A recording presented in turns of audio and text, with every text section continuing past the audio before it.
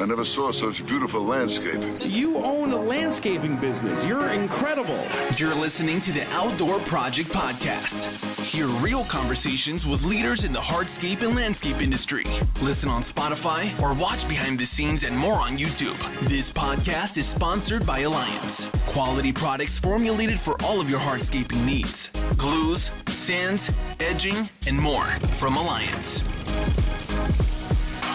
We go. That was beautiful. I just got into a podcast. So I'm Tigran. I started landscaping in 2016, and I've been mowing lawns since I was 16 years old. So I was just a kid pushing a lawnmower. And I got so far, and I got to like 45, 50 lawns, and I was doing like $25-30 a house. But when I was a kid, that was balling. I was like, yeah. That was big money for me. Yeah. And then afterwards, my mom always said, you need to start doing pavers. But I had no idea how, because I personally don't know how to do pavers. Right. But I didn't even think to go and find people that would do the pavers for me. Yeah. So after a lot of trial and error, I decided to leave everything in Illinois and move to California. And then that's when I found a dude named Carlos. And Carlos was a complete gangster. He was a Mexican dude. He was like 45 years old. I was 25. Yeah.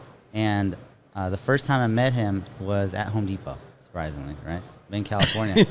So I roll up the first day. You weren't looking for labor, were you? I was. Oh, okay. Cool. Because I didn't know how to do anything. Yeah. You know what I mean? I knew how to. I was a lawn boy, you know? And it's funny you say that, because that's what I like about you and your Instagram, too. Mm-hmm. When, you're walking upstairs and you introduce your designers, you're like, I don't know how to design. Yeah. But these are the best designers there. It's understanding. Yeah. I think you said that before, too, is just understanding maybe your strengths or not. You know what I mean? And that's what's great about you. Like me personally, I don't want to be the master of all or jack of all trades. Yeah. I just want to do a few things really well. Yep. And one of them is I don't know how to design. I don't have patience. Like I get very antsy. Yeah. I think I have ADD. I'm not really sure. But like I can't sit in one spot for a long time. Yeah. And I have to always keep moving. So then like pavers, don't know how to do pavers. Yep. Right? And I don't really want to learn how to do pavers either, because then I'm stuck to doing the work. Yeah. I can't go out and sell jobs. I can't go out and grow the company. That's what I learned. Honestly, that's what I learned from Grant. Yeah. Don't work in your business. Work on your business. Yeah. Yep. And after that, after I found Carlos at Home Depot, I rolled up. I actually went there 3 days to Home Depot. And you guys ever been to California and saw Home Depot? I've been to California, not a California Home Depot, though. Yeah, it's just there's. I got a pretty good idea in my head of how it rolls, though. Yeah, there's just dudes outside looking for work. There's just day laborers. There's all kinds of people. Some people are good, some people are bad. I've hired people. They show up to work sober. At lunchtime, they're hammered. Yeah. They show up to work sober. Lunchtime, they're good. By the time they're leaving, they're high on something. I don't know.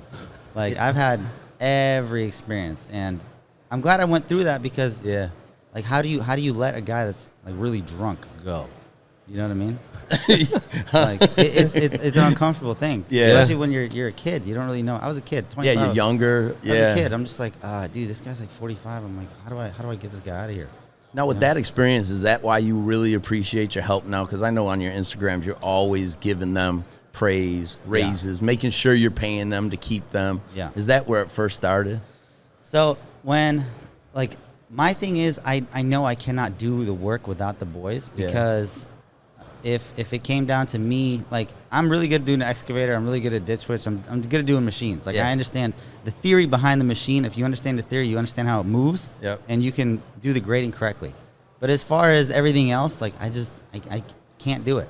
You know what I mean? How am I going to do a $200,000 job by myself? Yeah. And that's what people in this industry need to understand. It's dude, you cannot do everything yourself. You need help. Yeah. You need a team. You need people. All of this, you guys set this up as a team. Yeah. You know what I mean? This whole building, is all team effort. And the thing with the lawn people is they think they can do everything themselves. Yeah. You know what I mean? It's the dude wants to go out and mow by himself. Maybe he has a helper, but he's like, I'm going to get to 100 houses, right? And you can only get so far. What if you get sick? What if you get hurt? Yeah. What if something bad happens to you? You know what I mean? Yeah. And then everything stops. Yeah. So that's why I decided, I'm like, dude, I'm going to do this with a team. Yep.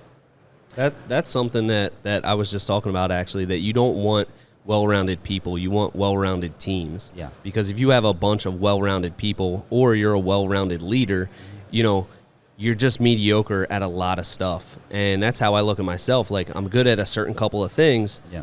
I'm really bad at everything else. I need to find people around me that are good at those things. And you want all of these people to be really good at what they do, so you have that well-rounded team, not a bunch of well-rounded individuals. And read that in a book somewhere recently, and it just stuck to me, you know? Mm-hmm. It's really, really interesting. I think you should take that and coin it as your own. I think so, too. I do that with a lot of stuff. I'll change a couple words and be like, I'm pretty sure I made that up. And mine. Yeah. T, and I look at you, I look at your Instagram, you know, following you as a great leader, really a positive influence. You know, they love working for you. Yeah. You know what I mean? And that's why you're successful and you're going to get where you are. You might even be where you wanted to be already, but you know what I mean? That's why. Dude, and like a lot of people, they think that you can pay a dude $20 an hour and he'll perform and take care of the crews and take care of your tools and be very motivated and hungry and eager to learn and to lead people. But you can't, like, someone in a good leadership position has to start at 35, 40. Yeah. You know what I mean? That's like 90, 100 grand a year. Yeah. And that's when, because if you take a guy that's making 40 grand a year at some job, and then you're like, all right, you have responsibility A, B, C, D, E, and then here's 90 bands. Yeah. Like, step your shit up. Yeah. You know? And he's gonna go back home. He's like, damn, like, I'm getting paid double. I just have to perform now. Now he has to be serious. Yeah. You know? Yeah, because you're actually, you're dependent on him on a day-to-day. Now he has some worth. You know what I mean? He feels worth something. Yeah. You know what I mean? And I think that's, again, that leads to your success. You got people that want to be there for you every single day. And you say it all the time. Shows up early, leaves late. Yeah. You know what I mean? That's important. Dude, and you know, the funny thing was Instagram commenters, they're like, well, if he's showing up early and leaving late, you better pay him. You better pay him overtime. And it's like, dude, it's the act. Like, you have to show up. Like, you start work at 7 o'clock. They have to, like, a crew leader has to show up at like 6:40. You know what I mean? Yeah. Show up, get everything ready, get everything dialed in, and then leave. Everyone leaves at 3:30. He has to leave 3:40, 3:45. Yeah. You know what I mean? He has to check everything, make sure the fence is closed, do the walk with the customer. That's the responsibility. Yeah. So that's what I mean. If you want to excel, you have to do things, because I work all the time. Yeah. I don't have anyone saying, oh, 9 to 5. Yeah. Now you're hustling every day, all day. Right now we're working. Yeah. Oh, yeah, of course. Yeah. You know, and I love you talk about the haters. And you did it really well, too. And I love the way you approach your haters. You love your haters. Yeah. You want more haters. I want more haters.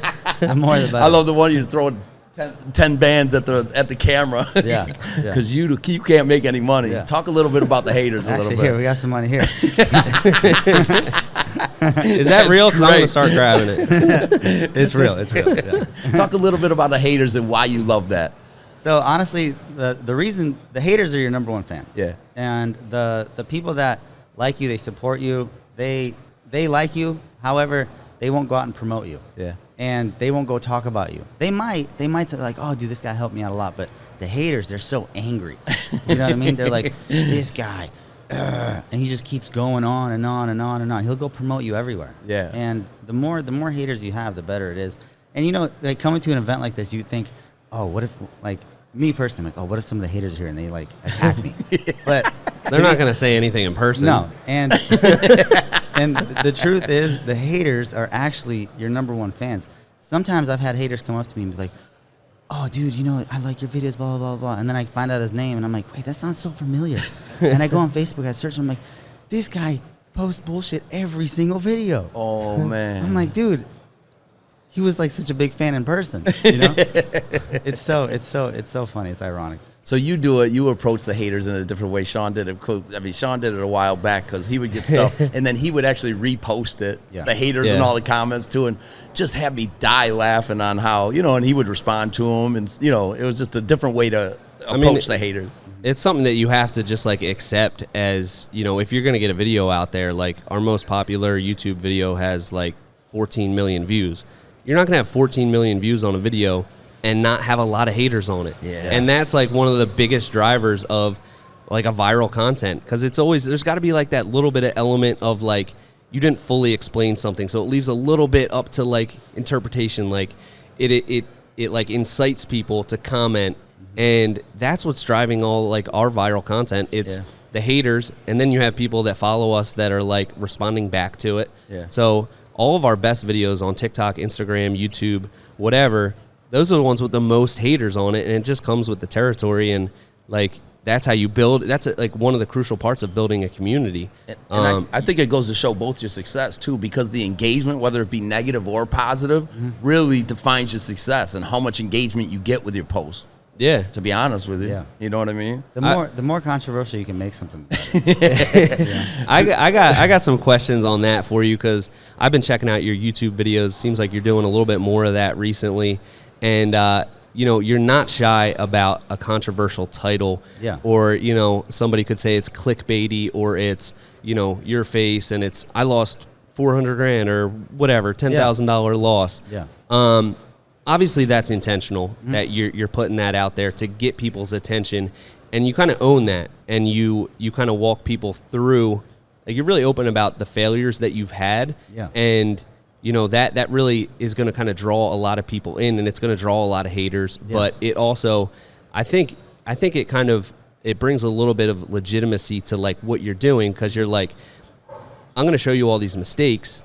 This is what I learned from it. This is how you can not do it. And I think like that's the most important thing. That's how you learn something. And if you can share that with somebody else, and you've done it in a way that it's you scroll past that, you see the title, and you're like, all right, I got to check this out. The water main break, it's like that was crazy. Yeah, it's like, all right, I don't know what this is. I got to click on it. I got to see what this is about. So I think that's really cool that you kind of you own that. You know what I mean? You've done that intentionally, obviously, and you're. It's going to incite some haters, and you roll with it. That one video made $7,000. Yeah. That was crazy. How much did your 14 million view video make? Our most popular video, so the 14 million one was a short. Yeah. Our most popular long format one has like, I think about 10 million views. That one's made like 30 grand. Wow. That's crazy. Yeah. Dude, that video, like I've had viral videos go before, but never was it like with a lot of money. Yeah. But that one video, I was like, damn, $7 grand for one video. Yep. Now, once you see that, how do you replicate it? Is that what you're trying to do right now? Okay, so I'll tell you, very funny. My last video I posted, how I deal with cheap customers. Yeah. Okay, that hit over 200,000 views. Is that the one where you did the house here and then the second house, and you were like, No, that's I posted it like, I think Coaster posted like 5-6 days ago. Oh, okay. All right. And it was a customer, a very nice customer, but I just wanted to clickbait the title more. But it was a very difficult customer to work with. And then it got 4.5 million views on Instagram, 200,000 views on YouTube, like 200,000 views on TikTok. And I was praying. I'm like, somehow it's gonna get back to her. Yeah, she's gonna see it. I'm like, she's gonna see it. Yesterday at like 6 p.m., boom, email. She's like, excuse me, but I don't appreciate you making a video. You never had our permission to make a video. And then she's like, we're not cheap. She said something like that. And I said, look, I'm like, I totally understand where you're coming from, but the title was not meant to offend you. It was just to get attention. Because if you post stuff on YouTube like, oh, this is the nicest customer we ever had. We did such a good job. She was so happy. No one's gonna click. Yeah, they don't care. Yeah, But if you post something like that. And so I'm dealing with it. I'm gonna see how it goes.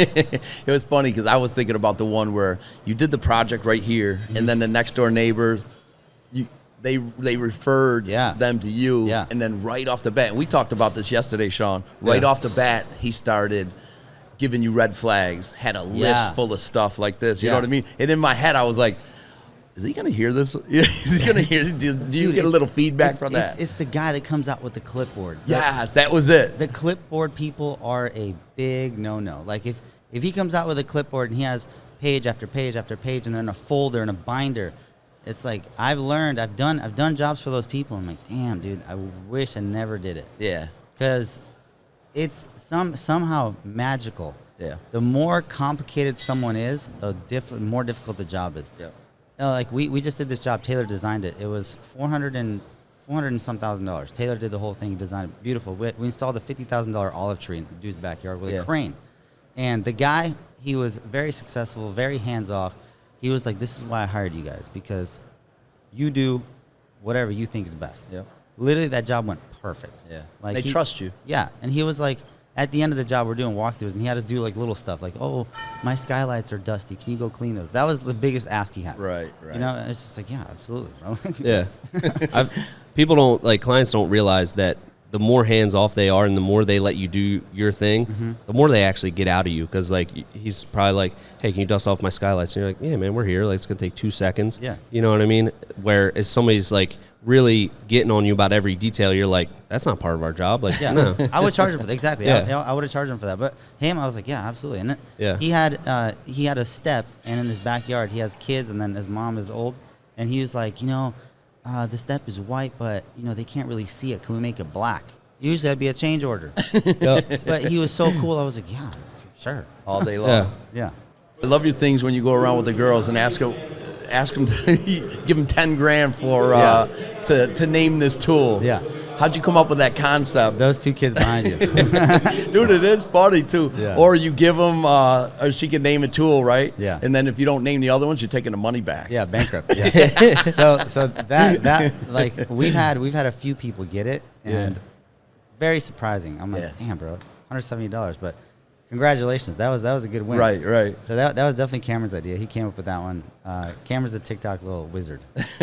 But we just ride around on our one wheels, and we just mob up and just ask random girls questions. Obviously, people always say, why don't you ask dudes? Because dudes know tools. Right. It wouldn't be as funny. It's intentional. Yeah, it wouldn't be as funny. And some of the girls, they get it, some don't. But it makes a very good clickable video. Yeah. Now, how you giveaways? You gave away that truck. Oh yeah. How passionate are you with giveaways? So, I mean, they had to work their ass off for that. Yeah. So a lot of people that you see do these giveaways, like you buy a sweater and you get entered, right? Yeah. You never see how someone wins. Yeah. And that's what I took away from Mr. Beast. He said, like, you get to see how somebody wins. Yeah. And I was like, dude, I kind of want to do something like that. And 40, 50 people show up. Yeah. So from all over. The last one, it was stand on one leg the longest. Yeah. Which sounds difficult, but I can't believe these kids made it for 3.5 hours. Yes. And we were having them do squats. We're having them do like spins, drink waters, like hop on one foot, calf raises. It was crazy, but they were so determined. And one of the kids, his name was Luis, and he's from Coachella. And he didn't have a full-size truck. He had a 1500. Yeah. He can't tow dump trailers. And he's like, I need this truck. So he won it. Yeah. And he took it home, and as soon as he got home, he bought a dump trailer. Now he's able to tow. And he's just like thanking me every single week. He's like, man, I can't believe this. Yeah. So to me, like, that is very fulfilling, more fulfilling than landscaping. Yeah. To be honest with you, because most of the people, like, the $400,000 you had a job for, and like, yes, he's grateful, yes, he's happy, but it's not going to change anything. Right. Yeah. But if I can change like some 20-year-old kid's life where he doesn't have much, and now he has a full-size truck that's ready to work, and he's able to go and provide for his family, his mom, his kids, whatever, that is pretty cool. Dude, you can see it in his face too. Yeah, very happy. It's amazing. Very happy. Yeah, very happy. I think again, the reason for your success is the stuff that you do on a personal level. Yeah. Whether it's your employees or the giveaways or what have you. It's very touching. I watching the stuff about your father passing away. My dad, yeah. You know what I mean? I know that had to be tough. That was. But the motivation factor for that, you know what I mean? And your success in such a quick, short period of time. Yeah. Could you touch base on that and the motivation? So that was literally the hardest thing, because I grew up, my mom moved from Armenia to America, and she met Gary, which was my stepdad. He's my stepdad. Okay. And I give more credit to stepdads than dads, because he took me in, and I wasn't even his blood. Yeah. And he played tag with me, ran around with me. Like, he taught me how to work. We had a 2-stroke lawn boy. You guys know what that is? Yeah. Yeah. It's like this thing, after every single time you're mowing, after you're done, you have to shower, burn your clothes. Like, you just smell so bad. And I ran that mower into the ground, and we actually blew that motor up. Wow. Because one of my friends, he put regular gas in there. And but when it just hit, like, all of a sudden, like May 3rd, May 4th, he got checked into the hospital because he was bruising. Yeah. And we couldn't figure out why he was bruising so much. Obviously, leukemia, white blood cells, they go away and you bruise so easily. Yeah. But every single day I visited him, and 21 days, right? Yeah, 21 days, and then just fucking lights out. It was crazy. But Cameron was with me, and the day he died, and I was so lost. But this kid, he helped me so much because he's like, T, we have to keep moving. We have to keep going. We have to do things. And that helped me out a lot because when someone so close to you dies, like you're so hurt. And I just wanted to sit there and just cry all day. Which the first 2 days, all I did was cry. Yeah. Like even Cameron's like, dude, your face is so swollen. I'm like, like I was so puffy. Yeah. It was crazy. But luckily, again, with a good team, it's very possible to get through those things because, like, they just kept adding stuff. Like, we got to do this. We got to do this. Even though I didn't want to do it, I'm like, you got to do it. You got to do it. Yeah. And then once I changed my perspective on it, I'm like, okay, would he want me to be a little bitch?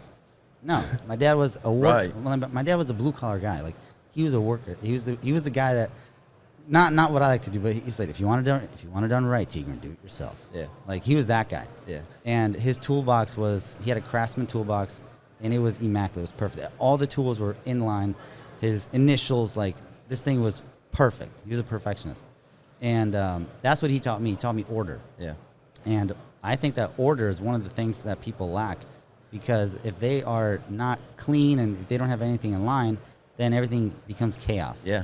And with chaos, that's a huge mess up. Yeah, and that's balance, right? Yeah. Everything has to balance. Yeah. But once I changed my perspective on it, I'm like, okay, either I can use this fuel, and I can go forward, or I can just be sad. You know? Yeah. And I didn't want to be sad anymore. Being sad sucks. Yeah. Being sad sucks. So now my mom even said, I'm like, because she lost her mom, and I was like, how do you deal with this? She's like, eventually, with time. You're going to start thinking, like, in the moment, I was thinking about all the memories, and I was getting sad.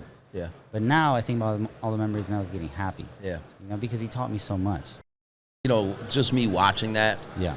It was heartfelt for me. Yeah. But on the other hand, too, I love your one-on-ones when you're sitting at the desk. You know what I mean, and telling stories and stuff like that. Yeah. I think that just really it hits me. So I think it hits your audience. Again, I think that's part of your success. Yeah. You know what I mean? And getting in front of that camera, for me, it's a little shy. You know, I got a lazy eye and stuff, so I'm a little shy. I got to be better with it. He's been in front of the camera since day one. You're in front of the camera. You know what I mean? And I think that's the key to success is being in front of that camera. You know what I mean? And I think you had that one video about the one kid here, maybe that wasn't. Yeah, ego, that he's never in front of the camera. It's time for you to get in front of the camera. Yeah. Was it hard for you to get in front of the camera? Were you shy at first? So I remember the very first time I got in front of the camera, I had an Asus laptop. I was maybe 17. And I got this laptop from Best Buy, and it was like awesome. I was like, damn, this laptop's crazy. So I opened it up, and I started doing the webcam thing. And I was just recording videos of me talking because when I grew up, I really wasn't that good with girls. I was a mumbler. Yeah. You know, and one of the things you had that video on the mumbler too. One of the things as a man is like you have to be able to communicate with the opposite sex well. Yeah. Otherwise, like health, wealth, relationships. If those are the three pillars to happiness. If you have no wealth, you're beat. You're unhappy. If you have no health, you're very unhappy. Actually, it's health. Health first, wealth, and then relationships. So if you have first two and you don't have relationships, you're going to be miserable. Yep. Like if one fails, all fail. So I was like, how can I improve my communication? I started recording myself speaking. Yeah. And I kept doing it. And then for some reason, I just stopped. And I wish I never did. Yeah. You know, I wish I would have continued making videos because, man, the amount of money I would have paid for me to have videos of me talking about lawn care when I was 17, 18, 19. Like bloopers? Yeah. It's just crazy because that would really bring it home for me. Yeah. But I stopped making videos. Yeah. And then up until 2017, I was watching Keith Kalfas, Dirt Monkey, all these, Brian's Lawn Maintenance. I'm like, this looks like so much fun. Yeah. You know? And when I was getting off the whole drugs thing, yeah, I was like, all right, I need to get my friend circle different. And so I started making videos. Yeah. I'm like, maybe I'll find my friends online. You know? I'm like, I'll find better people online than the people I'm hanging out with. Yeah. And that's exactly what happened. You know? That's literally exactly what happened. I started making videos and people started resonating, but my audience for those videos were not you guys. Yeah. It was customers trying to sell projects? To prove to them that I could do the job. Yeah. Because every time I went up to a job and I bid on a $70,000 job, they're like, you're like a kid, dude. You're 20, you're 25, you can't do this. Well, I would trust you with $70,000. But that's when the time lapses came in. I'm like, all right, I'm gonna start doing time lapses. And I'll be like, all right, you don't believe me? Here, here. So I started sending him videos, and then that gave me a lot of credibility. And I was like, okay, all right, keep going, keep moving. And then, boom, another audience picked it up. So, yeah. And then literally I've had friends now. So now, like, my best friends are from the internet. Yeah. Which is crazy. It's funny you say that because Brian's on. We did a podcast with him yesterday. Dude, he came in hot. He came in hot. He's not shy on the camera. He's not shy on the microphone. But again, that's this, lead to his success. Yeah. So the thing is, we had a lot of influences here yesterday, and we say the same thing. Sean knows this guy, and they're friends all over the, Instagram or whatever it may be. Yeah. And yesterday was great for me. It felt good because this was like the Outdoor Project Podcast was the hub for all these guys to meet. You know what I mean? Sean sees you see all these other guys, everybody. And yesterday was amazing because everybody was here. We got to take pictures with everybody. You the second time with RC Outdoors or anybody, you know what I mean? It was just a great day yesterday just to have that hub where everybody could really, not just on the internet, but face to face and, shake each other's hands. Yeah. No, it's good to meet people, dude. Like, a lot of people, they get stuck behind the whole online thing. Yeah. And then when they get in front of someone, their eyes start jittering. They get uncomfortable. They get sweaty. And it's like, dude, you have to really look into someone and be like, hey, nice to meet you. Like, it was really good. You made people nervous, man. You're like a celebrity around here.